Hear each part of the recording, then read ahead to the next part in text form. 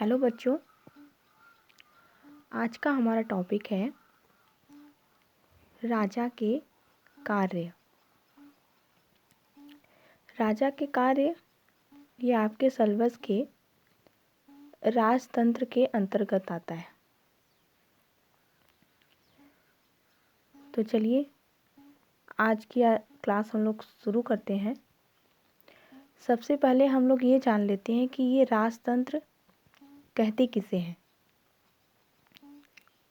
बच्चों, राजतंत्र प्राचीन भारत में दो प्रकार की शासन प्रणालियाँ प्रचलित थी। एक राजतंत्र और दूसरा गणतंत्र। राजतंत्रीय शासन प्रणाली में जनता पर राजा द्वारा शासन किया जाता था, जबकि गणतंत्रीय शासन प्रणाली में जनता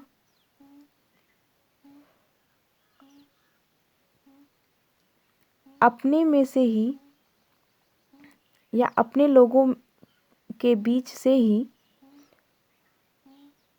प्रतिनिधित्व चुनती थी और उनके हाथों में शासन सौंप देती थी। ये दो शासन प्रणालियाँ प्राचीन भारत में प्रचलित थी। ठीक है, अब हम अपने टॉपिक पे आते हैं। राजा के कार्य। राजा के कार्य में सर्वप्रमुख कार्य था राजा के कार्य कहिए या कर्तव्य। सब प्रथम कार्य या कर्तव्य होता था प्रजा का पालन करना। ठीक है, प्राचीन काल में धर्म की प्रधानता थी, अर्थात प्राचीन काल में धर्म को ही सर्वे सर्वा माना जाता था। वैदिक काल से ही राजा धर्म का रक्षक, पोषक और समर्थक माना जाता था। वैदिक काल से ही राजा को धर्म का रक्षक, उसका पालक और उसका समर्थक माना जाता था। धर्म का पालन करना और कराना राजा का आवश्यक कर्तव्य समझा जाता था। राजा स्वयं भी धर्म का पालन करता था और दूसरों से भी धर्म का पालन करवाता था। प्राचीन भारत में ऐसा विश्वास था कि धर्म और सदाचार से ही सुख मिलता है और उनकी वृद्धि तभी हो सकती है जब राजा स्वयं उनका आदर्श बने। यदि राजा धर्म पालन नहीं करता था तो प्रजा को कष्ट प्राप्त होता था। अतः राजा को चारों वर्णों यानी चातुर्वर्ण, जैसे ब्राह्मण, क्षत्रिय, वैश्य, शूद्र, इनको चातुर्वर्ण कहा जाता है, कि जीवन के चार उद्देश्य धर्म, अर्थ, काम, मोक्ष की प्राप्ति में सहायता देता था। महाभारत में कहा गया है कि राजधर्म वह आधारभूत सामाजिक व राजनीतिक सिद्धांत है जो मानव के उद्देश्यों की पूर्ति तथा सुरक्षा को आश्वस्त करता है। इसी से कौटिल्य ने राजा के कर्तव्य के संबंध में अपने ग्रंथ अर्थशास्त्र में कहा है कि प्रजा सुखे सुखम राज्ञा प्रजानां च हिते हितम नात्म प्रियम हितम राज्ञा प्रजाना तो प्रिय हितम, अर्थात राजा को प्रजा के सुख में ही सुखी और उसके दुख में ही दुखी होना चाहिए। इसी से राजा का भी हित है। अतः राजा का प्रमुख कार्य था प्रजा का पालन करना, उसे सुरक्षा और संरक्षण प्रदान करना। हमारा दूसरा पॉइंट है कर वसूलना। ऋग्वेद की एक ऋचा में राजा एकमात्र कर संग्रह करने वाला कहा गया है। यह स्पष्ट करता है कि राजा को एक व्यवस्थित कर व्यवस्था सौंपी गई थी जिससे वह कर वसूलता था तथा जनता के हित में उसका व्यय करता था। राजा एक व्यवस्थित कर का निर्धारण करता था जो वो अपनी प्रजा पर लागू करता था और उसे जो कर प्राप्त होता था अपनी प्रजा के द्वारा, अपनी जनता के द्वारा, तो उस कर का वो प्रयोग जनता के हित में लगाता था।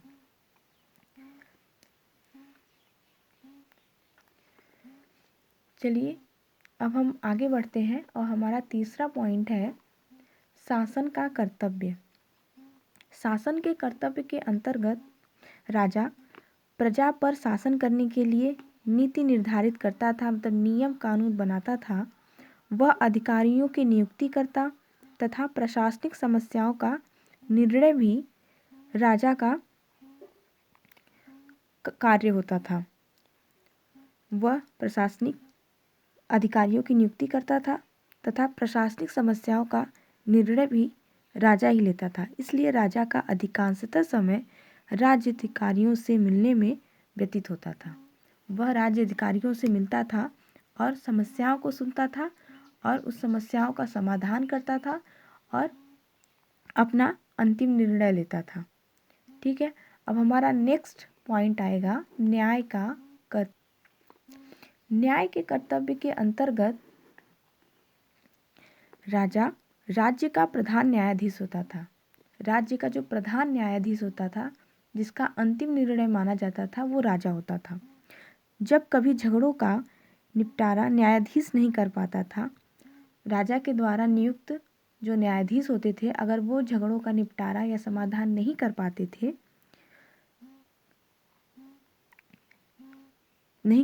थे तो इसके लिए न्यायाधीशों की उसे नियुक्ति करनी पड़ती थी। राजा को बड़े ही सोच विचार कर और औचित्य के अनुरूप दंड का विधान करना होता था। जो राजा अधर्म दंड का प्रयोग करता है वह स्वयं पाप का भागी बनता था। राजा न्यायाधीशों को निर्देश देता था तथा उनके निर्णय के प्रति